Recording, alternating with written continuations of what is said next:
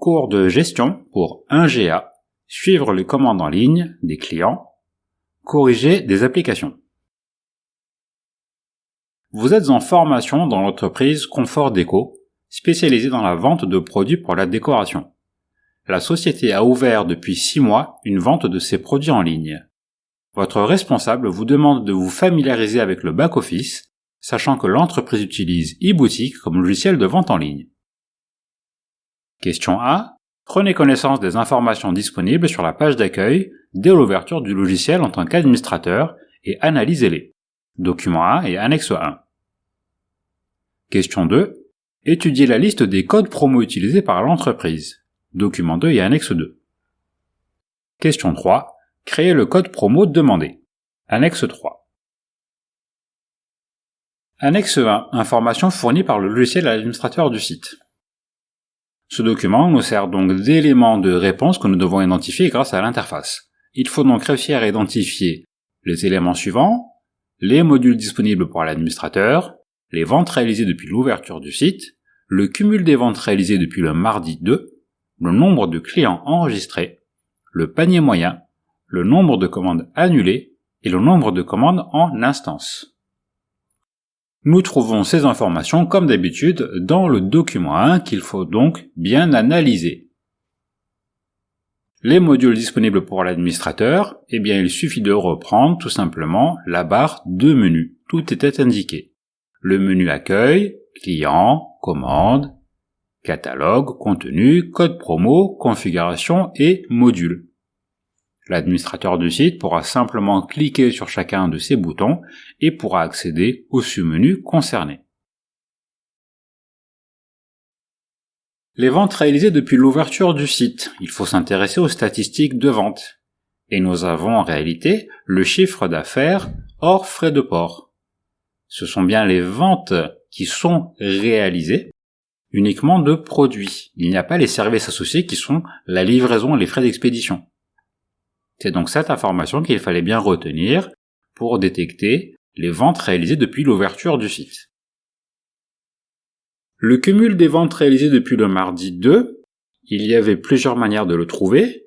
Nous l'avions dans les statistiques de vente, mais nous l'avions également dans la courbe, avec la progression du chiffre d'affaires journalier. On avait bien le total de février également à 67 200, jusqu'au 17 qui est indiqué.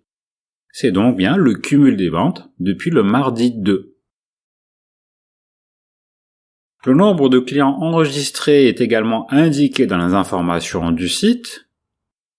Il s'agit donc bien de 2885 clients. Le panier moyen est également indiqué dans les statistiques de vente. On nous indique ici 278 €. Il suffit donc de le recopier.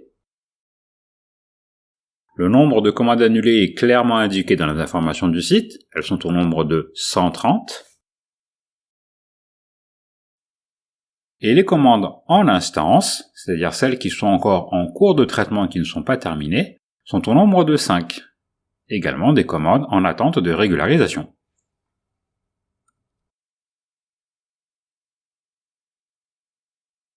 Remplissons maintenant l'annexe 2, les codes promo utilisés par Confort Déco.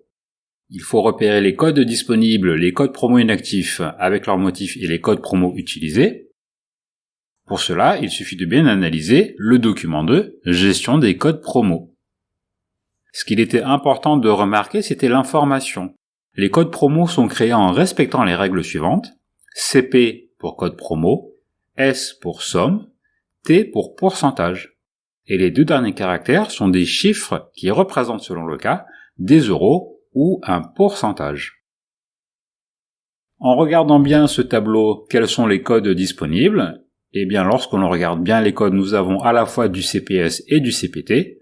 Nous avons donc 2 codes promo de type somme et 2 codes promo de type pourcentage. Y a-t-il des codes promo inactifs et quel est leur motif? Oui, en lisant bien toujours ce tableau, nous en avons un, le CPT 10, on a bien la colonne code actif où il est indiqué non, et on a également la date d'expiration, le 15 novembre N-1. Il fallait donc bien reporter ce code comme étant inactif. Et enfin, l'utilisation des codes promo, il faut se reporter à la colonne nombre utile, qui est donc le nombre d'utilisations, et l'on voit qu'il y a 2 codes promo qui ont été utilisés, le CPS 05 qui a déjà été utilisé 2128 fois, et le CPT 20 qui a été utilisé 135 fois. Nous sommes toujours dans l'analyse de la lecture de documents. Enfin, dernière question, création du code promo. Pour cela, il faut s'aider de la note qui nous a été fournie le 17 mars. Nous avons besoin de déstocker certains de nos produits haut de gamme qui n'ont pas eu le succès escompté. Il faudrait créer un taux de remise de 40% pour un montant d'achat de 2000 €.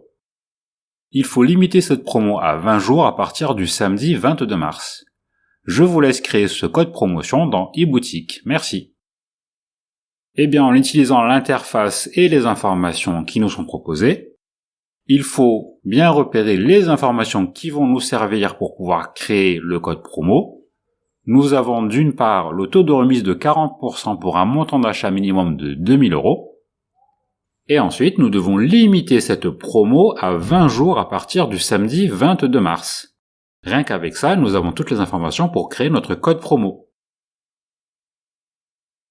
En les reprenant dans notre interface, le code, on met donc CP pour code promo, T puisqu'il va s'agir d'un pourcentage, et 40 puisque le taux de remise sera de 40%. Le type, c'est un code promotion en pourcentage et non pas en somme. Le montant du code promotion est de 40%, tel qu'indiqué dans la note, et le montant d'achat minimum est également de 2000 €. Ça, c'est notre premier encadré. Nous allons laisser le code actif, et dans son utilisation, dans le deuxième encadré, on nous indique qu'il doit être limité à 20 jours, à compter du samedi 22 mars. Sa date d'expiration est donc de 20 jours à compter du 22 mars, ce qui nous amène au 11 avril de l'année N. Et ainsi, on peut bien configurer la date d'expiration de ce code promo. Voilà, nous avons terminé avec la correction de cette application sur le suivi des commandes en ligne des clients.